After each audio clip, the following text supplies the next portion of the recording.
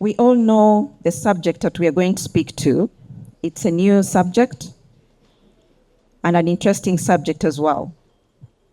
When we speak about competence-based vocational education, we're not only looking at the solution pathway, but also not thinking of how can we reform just the education sector.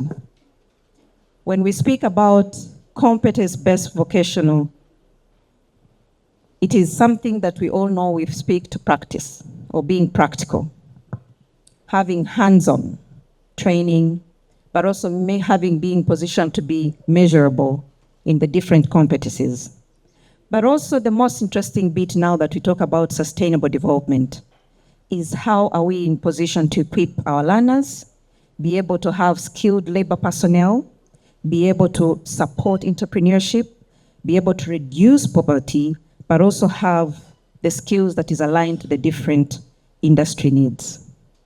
Now, with that beautiful and small introduction, it takes me to the questions, and I would want to start off with the ladies, who is just one lady representing us here. Madame Sophie, the question I would want to pass on to you is one. Competence-based vocational training depends on strong foundations in literacy and numeracy. How well prepared can we have our students entering vocational institutions, basing on where you are in your position and also your experience in the private sector? Okay, thank you very much for the question. Good afternoon, ladies and gentlemen. Yes, how best do we prepare these children? To begin with, we are looking at the skills that they need to be able to do what is expected at the TVET level. And Sir TVET boss, this is your field. We are encroaching in it with our ideas which may not match up to your standard. So I'm speaking from the school education background. Okay, so we are looking at equipping them with basic arithmetic for somebody to be able to count, somebody be able to add, subtract, divide, multiply, yeah? So the basic level. Also, for them to be able to measure, to use metric systems, yeah, or any other. So, which calls for practical mathematics, yeah.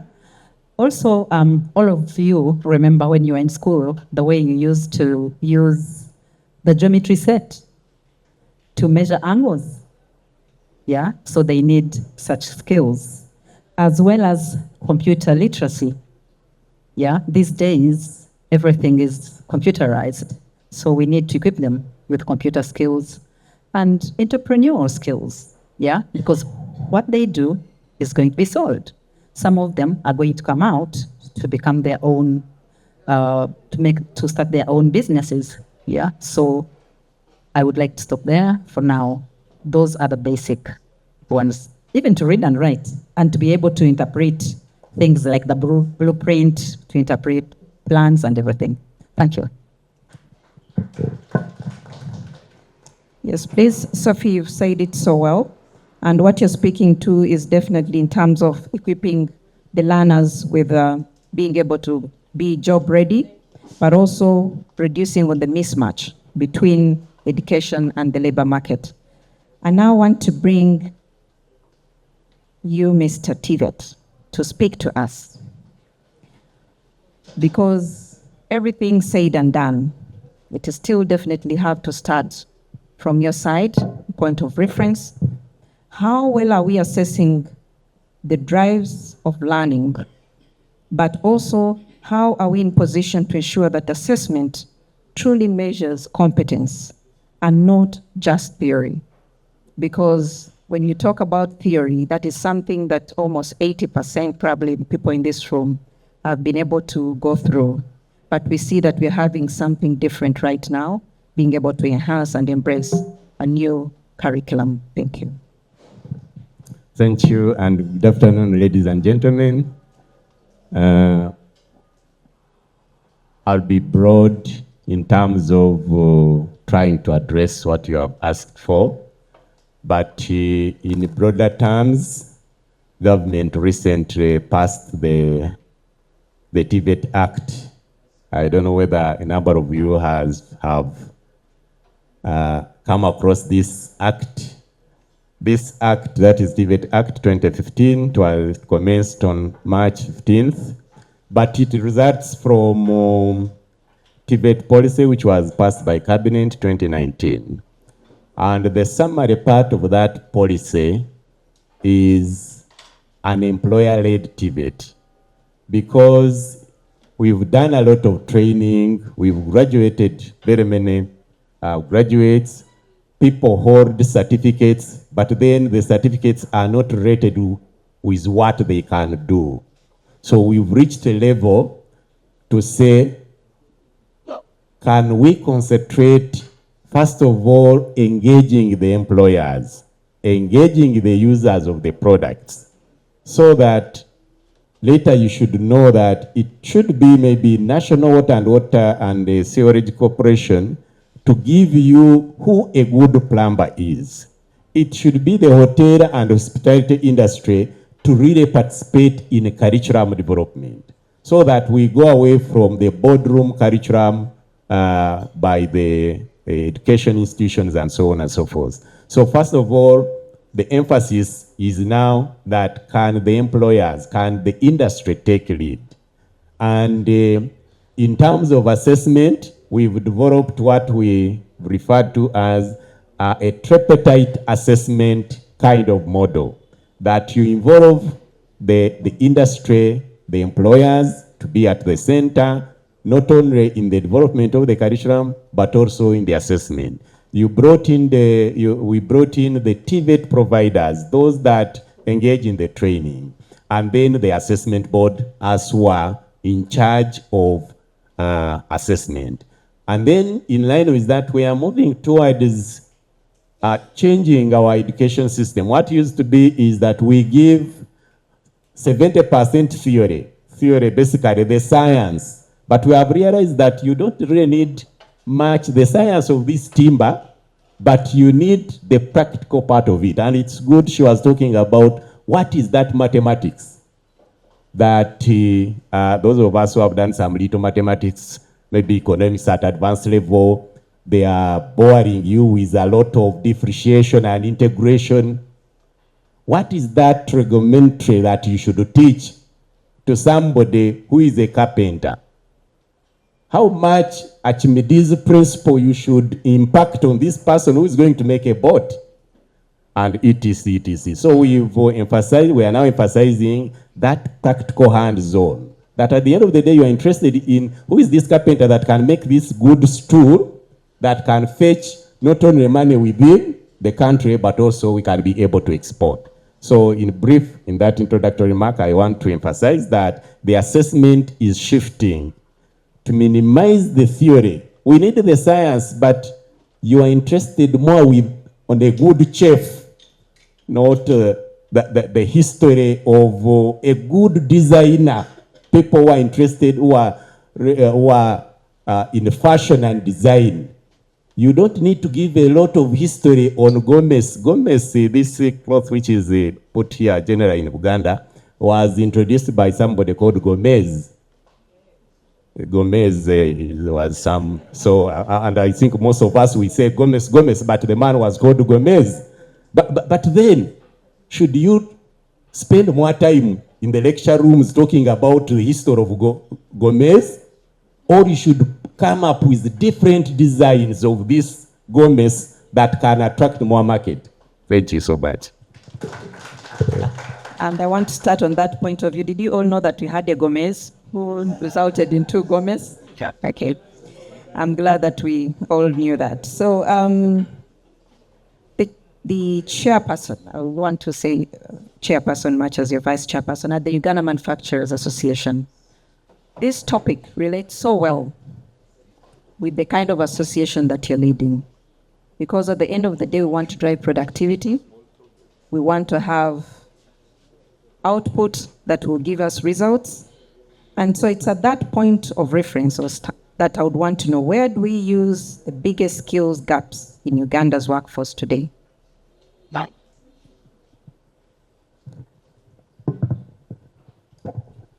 Thank you very much, moderator, and good afternoon to the Rotarians. From our point of view as manufacturers, the gaps are immense. And one of the things that the doctor was trying to address is exactly what we are envisioning as the shocks, because the school system here spends a lot of time on understanding the history of Gomez. And us in the industry, we need somebody who is able to apply new skills to be able to make us a better Gomez. So what we've noticed is there's a serious shortage of technical and industrial skills. And the statistics from the industry say about 7,500 factories in Uganda struggle to find trained industrial labor. And you'd ask me, why is that so when we are churning out a lot of graduates from our universities? But the issue is that what is being churned out, we cannot use readily. We've got to convert it into a skilled force before we can use it. The other issue is the mismatch between digital and technological skills. There's a pronounced mismatch between the education system and the labor market's need. What the education system is pushing out are people that are able to articulate theory. But when it comes to our needs as industrialists, we are more into wanting people who are able to apply what they've learned into tangible results. The third one is skills mismatch with the job market. As we all know, approximately about 40% of the graduates in Uganda are doing things that they did not study. You'll find an Uber driver and he'll tell you, I'm a law graduate. You'll find a designer, he's probably a chef in some restaurant. And the reason for this is because the school system is not equipping students with practical skills. So when they come out and they come and sit in front of a panel of interviewers, they're not able to express themselves in a skilled way. They are able to give a lot of theory. So what you end up doing is telling them, sorry, we can't give you this job. So they end up going to look for jobs that they did not actually study for. So from our end, what is being churned out is not ready to be used. Thank you. When you listen to these statistics, of course, it sounds very alarming, but we believe that there's a bright future and there's something that can be done. The reason why the Rotary Club Upper Kololo was able to speak and bring the three of you this afternoon to speak to this conversation. So if this kind of conversation can be nurtured more or can be spoken to further. Now this goes to you, Madam Sophie. How then can we have these reforms in terms of the need of the basic education level to ensure that learners transition smoothly into vocation training? Okay, thank you very much. This is a very serious accusation that the skills we are giving are not working. However, we can work on it. Yes. I got a builder to my home and I wanted to use, I'll call it plastic, I don't know the correct word for it, the fascia boards, which are not wooden, but plastic. Yeah. So I asked him, how many do you think I'll need for this structure? And he went round and then he told me, you need 49. I said, 49? Am I constructing a school? Yeah. So I said, okay. I called in another one and he said 36. Then I thought, I got another one, but then with this one, I asked him. I had one which had been left behind after constructing something, and I said, "Can we move around this block and literally measure? You just do this like what we used to do when we were young, you know?" So he went around. So he would move, and then we would touch a point. I would touch a point, and then he would start from there, and then measure, and then we got 20. Yeah. So when you are talking about incompatibility of knowledge and applicability of knowledge, I do understand and I do agree. However, what can we do as a school? I would like to suggest to educators that we need more of practical subjects. We need more of practical mathematics. I would be pleased to see children with a meter ruler measuring the distance from the gate to the school, to the classroom, yeah? So that they can know, instead of going in a textbook and looking at a rectangle in a book, and then they are asked, what is the area of a rectangle? And then they know length times breadth. The answer is this, or the playground, something like that. So we need to be more practical. And also we need to liaise with markets. And then, so if you run those schools, it would be good if you could work with them in the job market area, find out what skills do you expect of us, yeah? So that then we know what needs to be done. Then I also think we need to digitalize what these children are learning. And everything has gone digital these days, and it will be more exciting and probably more enticing of the learners to learn to do better. We need to look at flexible learning environments so that the children are not restricted in the classrooms, so that they can be able to have hands-on approaches on a number of issues. Thank you very much. That is well said, and especially starting off with a practical example there. I would relate to it, but I would share it later. It definitely brings back to you, because we're saying, how do we align the theory to practicability? We're saying, how are we able to be in position to have the right personnel at the right placement? What happened to apprenticeship? What happened to all these practical examples that part of it she's mentioned? So my question to you is, what mechanisms are in place to keep the curriculum and assessment standards up to date with the emerging industry needs?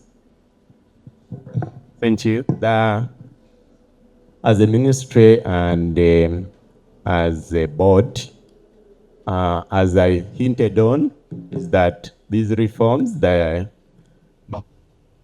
TVET system is going to operate through under three kind of bodies that are going to take lead. The regulator, that is the TVET Council, which is currently headed by Madam Irene Kajina. Those are going to regulate all the TVET, the training and vocational education and training. Then we have the ministry that is heading the delivery, and I would briefly mention, to oversee policy, but also to work on the equipping, and then the assessment part, that is the assessment boards. Now, what the ministry is doing, first of all, emphasizing that the employers must take lead, and that one there is no debate. And that's why even on the boards, the councils, 3/4 of the membership, they are made from the world of work. Then our teachers, the instructors, most of them we have finished college 20, 15 years ago, 30 years ago. The motor vehicle industry and any other industry is changing every day. And somebody is still teaching on the carburetor vehicle and several other things. So, We must retool those. We must bring them to the industry. The teachers are going to the instructors. They are going to be certified that you cannot teach electrical installation when yourself you cannot install. What she's saying is actually what happens. People power a lot of theory in engineering related. But of course, when we're talking about TVET, it is broader than that. You can go to the industrial, rather to the hotel and the hospitality industry, you can go to the agriculture part of it and so on. So the teachers, but also ourselves. So there is need for a lot of sensitization if we have to make any impactful change. If I asked how many of us, those of us who have older children and so on, with the children in the vocational education and training, maybe it would be a handful. And yet, I normally tell people that I'm an economist by training, and that in the whole district, I seem to have only one job. Maybe I can become a district planner, or in some ministries, they call them economists. Now, in the district, it means I have to wait for either that person to retire, if I have to get a job, or maybe that person to die. Yet, in every house, and there is a lot of construction, you need a plumber, you need electricians, and so on. Even those of us with PhDs, you can't replace a bulb when a bulb gets off. You know that kind of. So the planning went berserk, manpower planning, and so on. I think he was talking about. I work in a board, and we hardly get technicians to work on our printer.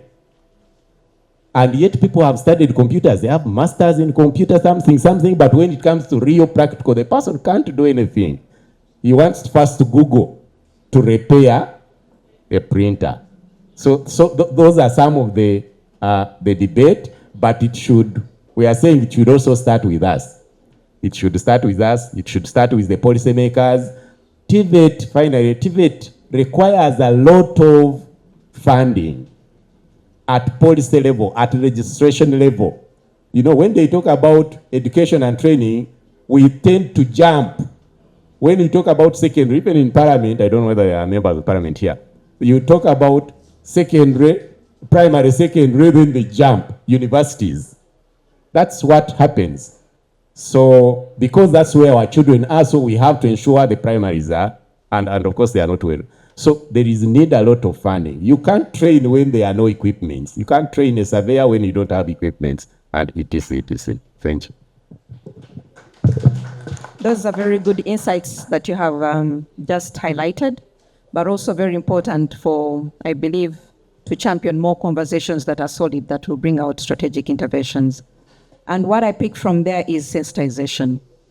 The moment people are not aware of what is happening, that definitely becomes a huge challenge. The other point that I pick is mindset change. Things to do with vocational schools have always been seen as, you have either not passed, your classes, and we forget the fact that that is where we have to empower ourselves from. So if TVET and the whole regulator that now has come on board, we know Madame Kajina is a very practical person that will see this now being manifested in all the universities. Probably even have a policy of saying before someone gets into any institution, they should have a certain certificate at a vocational center. So we're looking at having this more as a very conducive but very practical engagement. I want to go to our manufacturer here to speak to us, again, almost in the same line. How then would you ensure that vocational institutions and industry collaborate more closely so that the training is aligned with the needs of manufacturers? We want to push manufacturing in this country. It is part of the prioritization of this country. How can this be achieved? Yeah, thank you, moderator. Like Doctor said, there's a mismatch. What we are trying to do as manufacturers is a three-pronged approach. Prior to where we are at now, the manufacturers or the industrialists were in their own sphere, and the educationists were also in their own sphere. So what we are thinking as UMA, Uganda Manufacturers Association, is we need to start developing a curriculum together, because we know as manufacturers what we need, they know what to teach. So if we work together, in tandem, we should be able to come up with specific training programs that speak to specific job requirements. This will allow the institutions, the vocational institutions, to be able to come up with training programs that actually speak to the industries that we have in Uganda. The other issue is the work-based learning.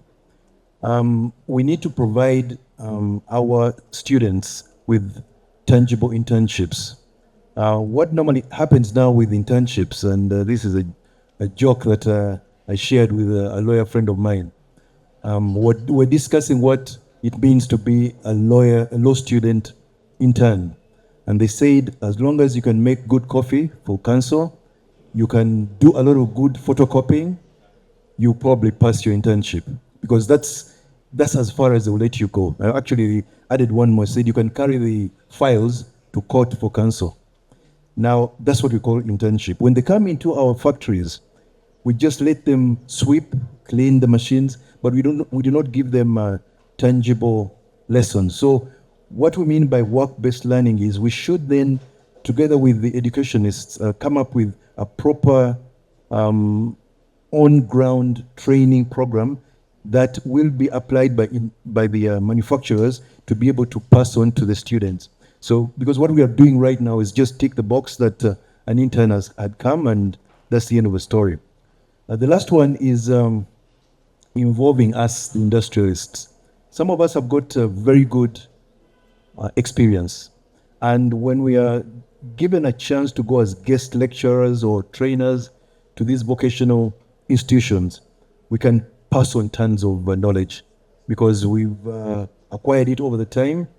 And I think when they listen to people that have actually been there, this year we have, and last year as well, we have the Uganda International Trade Fair, which is taking place at Lugogo, our home ground. Last year we had what they call the Educational Pavilion, and this year same thing. And what we had was learners coming to listen to industrial pioneers, learn from them, listen to them. How did they achieve what they achieved and get to the heights that they got to? So we need to get involved. We just can't leave it to the education system, but we as manufacturers, we also need to get involved. Thank you. Here, I hear from you there. Please clap. They need to get involved. They need to collaborate. They need to be more of championing the agenda. And I think that's where we would speak to the apprenticeship. The apprenticeship program is very important because at the end of the day, then you'll be able to have the right skilled people or personnel in the different industries. Madame Sophie, how would you speak to the fact that when we can build culture in terms of vocational education, where it is not seen as second choice, but as a respected pathway? As I mentioned earlier, it's the mindset.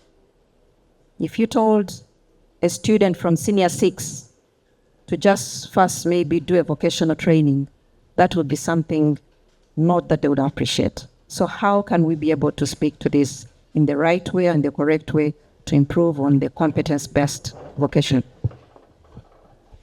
Thank you very much for that question.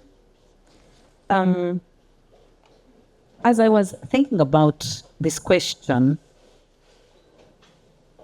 in my mind, I thought, how many parents would allow their children to go to Lugogo vocational training instead of going to Makerere University?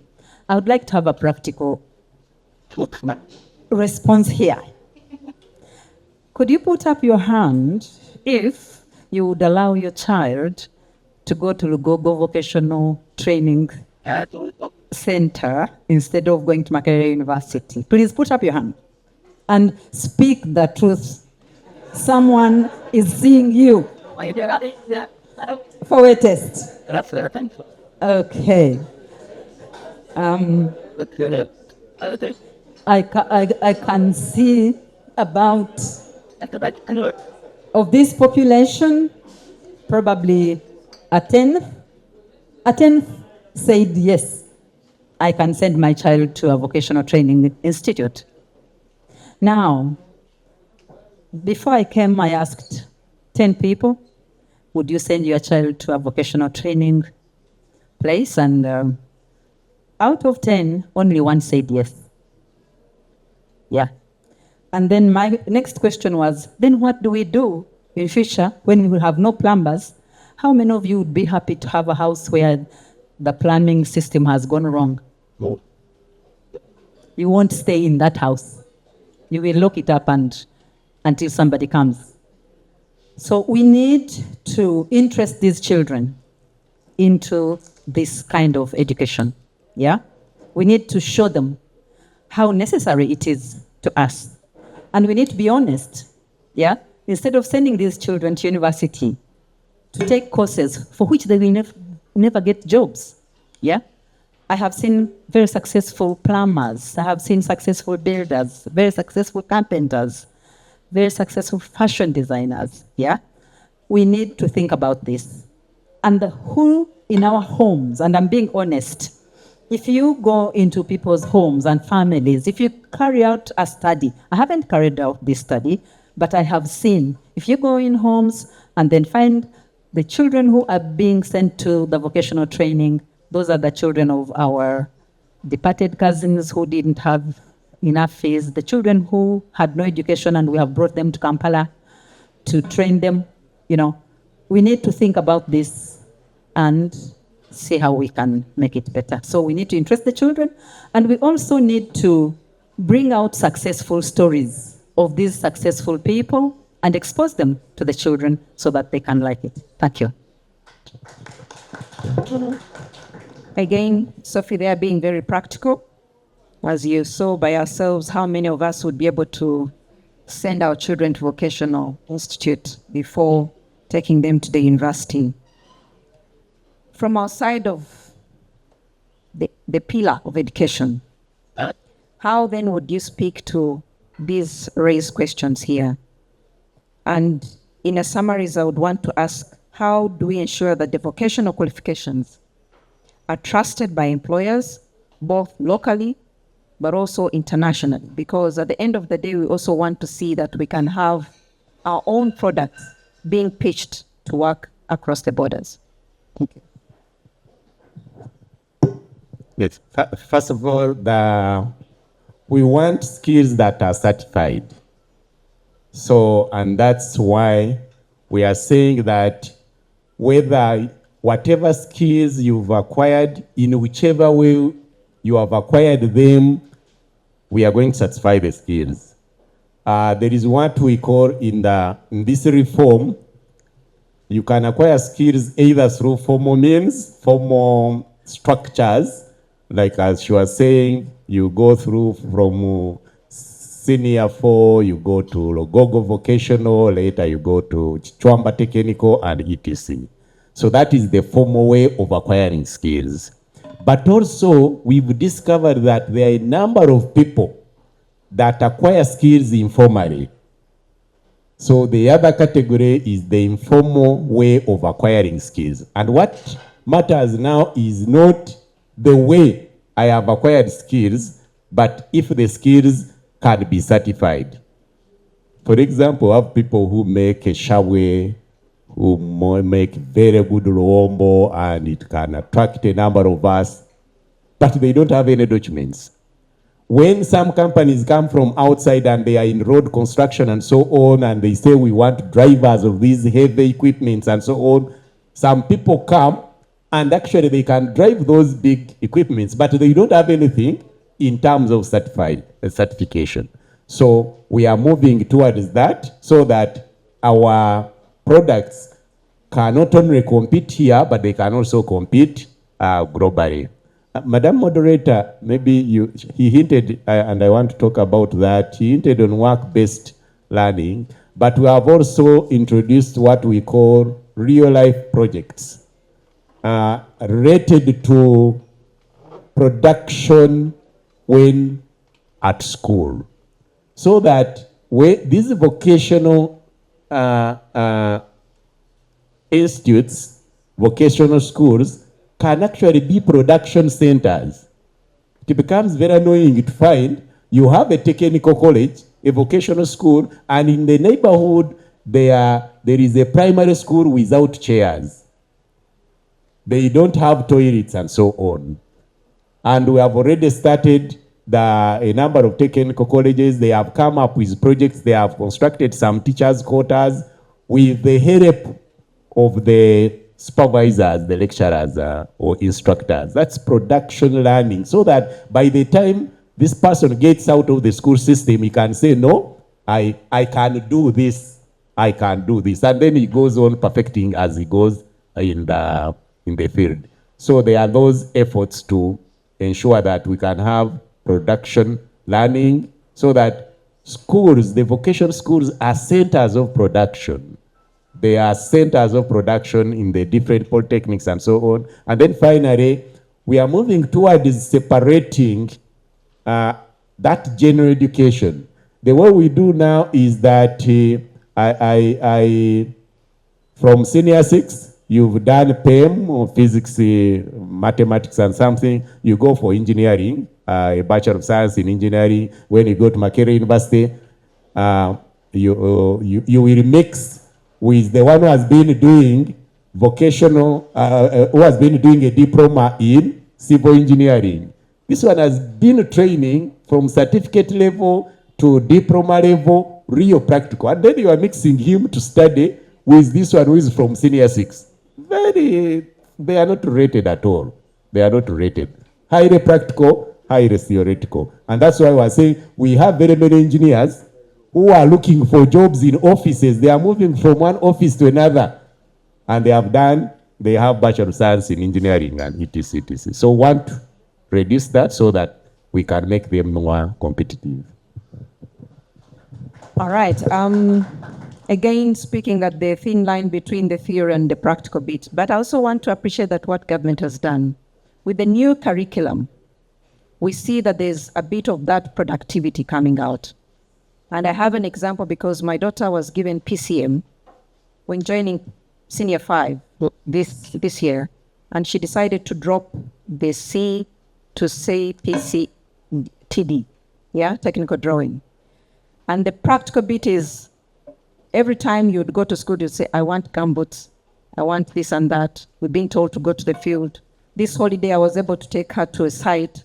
So it is something that if we could continuously push for that practical bit, then we would get the best results out of the education system, the entire education system. So we appreciate those efforts, and we're glad that we can speak to them the way we're doing. Again, takes me to Eddie. How then can we ensure that vocational qualifications are trusted? No, I had given you that question to you. To Eddie is, what incentives then would we encourage the manufacturers to partner in apprenticeship or internship programs? Yeah, thank you. When we end this for the money, right? The manufacturers, business people. So definitely when you touch financial incentives, you get them to listen. If we were to give tax credits, these are subsidies that can be given to manufacturers in the sense that if you help in the training of our learners, we are going to give you a certain discount on your corporate tax. If we're to look at areas where cost savings are going to be are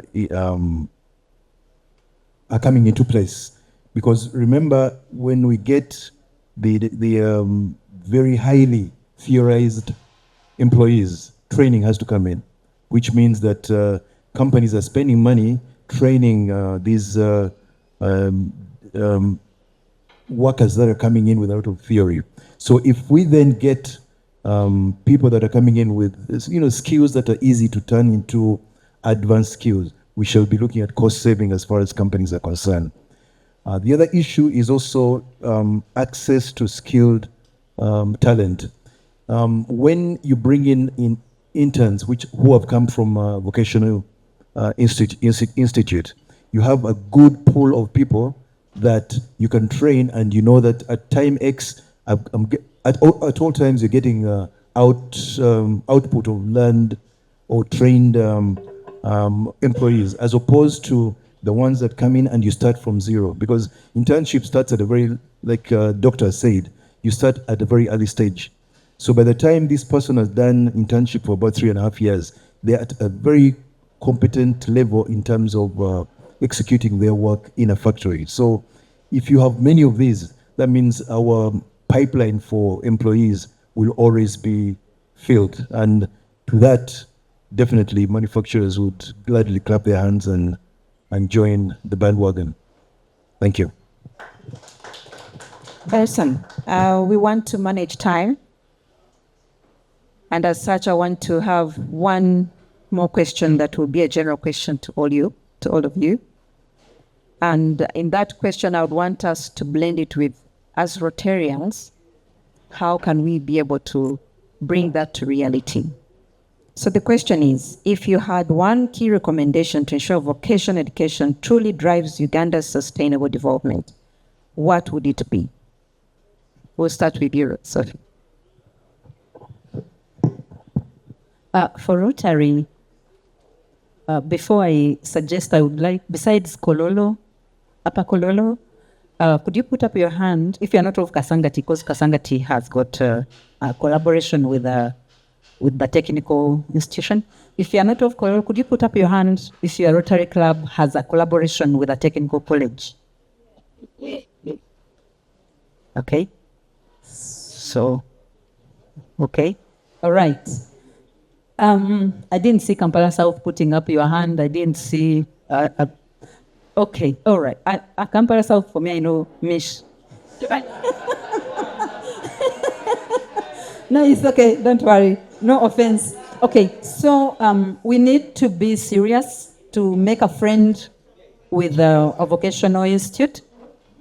We need to go out there, collaborate with them, conduct a community assessment, find out what they need. During the vocational month, let's go in there, teach them computer skills, find out what they need, and then provide it. Let's be friends with the vocational institutions. Thank you.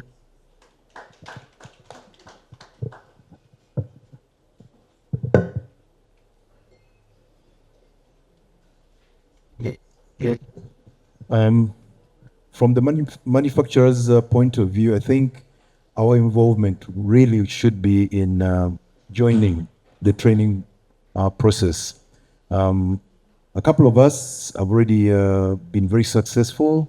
I was looking at the statistics. Stanbic Bank has a very good and robust graduate training program. Total Energies, then there is Renault and Postbank. So the call really is on to most of the rest of the manufacturers to start playing a role. I know it's quite expensive, but if we do get involved, if we do open up to these learners, we will be playing a very, very pivotal role in converting what would be theoretical products out of the education system to people who can come out with practical skills and actually continue playing their role in growing in improving our journey towards development of our industries. Thank you. Thank you. May I would approach it in a way that I would ask all of us, all of you, and you Rotarians, you interact with very many. Let people develop passion, love for vocational, and where you can, donate a kit. Sometimes we've trained, and then after the training, but somebody can't do much. So you may not donate to very many, but somebody who has done electrical without a kit, a basic kit for him to practice.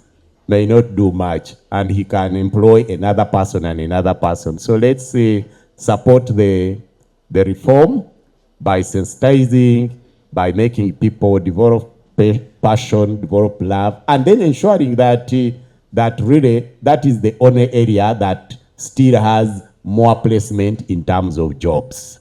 Thank you. Thank you. We cannot appreciate you more than what you have given us today. It is such a very, very interesting way of bringing out this conversation, and you have enlightened us, but made it even more lighter for us to appreciate it and understand it. Please, let's clap for panels. They've spoken to how best we can position competence-based vocational education as a solution pathway and not just as education. And from just their contribution, the resource contribution, I picked out 6 points, which I'm going to share. One is how best can we link the competence-based vocational education to sustainable development, but in a way that we promote decent work through the different SDGs. When we talk about sustainable development, we speak to the SDG number 8, the SDG number 4, and also SDG number 10. 2 is bringing on board the youth empowerment and entrepreneurship, but making them to focus more on beyond employment by equipping them to be more entrepreneurial, to be more creative, and look for jobs or create jobs other than seeking for these jobs. The third point that I picked out is technology and green skills, that is integrating ICT. This Sophie spoke to it very confidently. Digital literacy, and how best can we push this in terms of manufacturing and growing the industry. I know we have an industrial agenda, but that conversation hasn't been broadened further, but hope with the TVET authority now that can be supported. Number 4 is industry and education collaboration, having stronger partnerships between the vocational institutions and industries, which are very essential. And this is something that we need to push for. And through us also as Rotarians, is something that we can advocate for. 5 is really about the gender equality and inclusivity, where we need vocational trainings that will have or foster for inclusiveness and be able to promote resilience in so many ways. Then policy. Policy came out through very prominently, that we need to see that we have policies that can enhance and promote the different items or the different programs that we want to push for, that can build the TVET vocational programs that you are enhancing for now, especially now that you have even the Act out. How can create awareness about that Act and the policy to be appreciated by all the key stakeholders? But also, how do we bring on board donors to be able to support us in scaling up these competence-based models? When you speak about funding, if government cannot come in 100%, how do we attract other partners? In the last question, we spoke very profoundly about, let us be able to befriend these vocational institutions, let us be able to be open, and let us be able to donate a kit. Ladies and gentlemen, our President, Rotarians and Rotaracts, this has been us, that is Sophie, Eddie, as well as Mr. Wilfred, who've been able to be so resourceful this afternoon. We hope we picked 1 or 2 points, and we'll be able to share the conversation when it comes out in different platforms. Thank you for your time, and have a good afternoon.